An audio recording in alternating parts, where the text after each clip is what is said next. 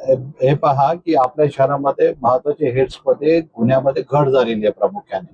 गेल्या वर्षाच्या तुलना करता आपले जवळपास 18 मर्डरचे गुन्हे हे घट झालेले आहेत. त्याचबरोबर ती चोरीच्या गुन्ह्यामध्ये घट झालेली आहे, वाहन चोरीमध्ये घट झालेली आहे. प्रतिबंधात्मक कारवाई आपण जास्त केलेली आहे. मकोकाच्या पण वर्षभरात 10 गुन्हे दाखल केलेले आहेत. त्याचबरोबर आपण मकोकाचे नार्कोटिक्सच्या विरुद्ध 2 गुन्हे दाखल केलेले आहेत. 2 गुन्ह्यांना मकोका लावलेला आहे.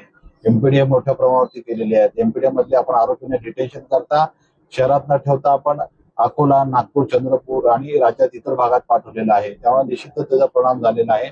आपल्याकडे तुम्ही बघितलं असेल की नार्कोटिक्सची पण गेल्या 2 वर्षामध्ये अत्यंत मोठ्या प्रमाणात कारवाई झालेली आहे. त्याचे देखील पॉझिटिव्ह परिणाम आपल्याला शहरात दिसून येतात.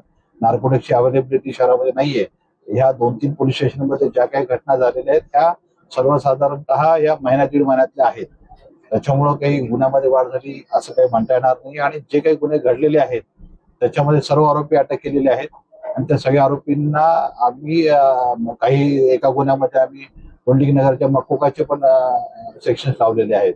आणि आमचे आरसीपी आहे, त्याचबरोबर आमचे लोकल पोलीस स्टेशन आहे, क्राईम ब्रांच आहे, त्यांनी निश्चितच रेकॉर्डवरची गुन्हेगारांची माहिती काढून त्या बाबतीमध्ये त्यांचं चेकिंग आणि प्रभावी त्यांच्यावर नियंत्रणाकरता आमचे प्रयत्न सातत्याने चालूच आहेत.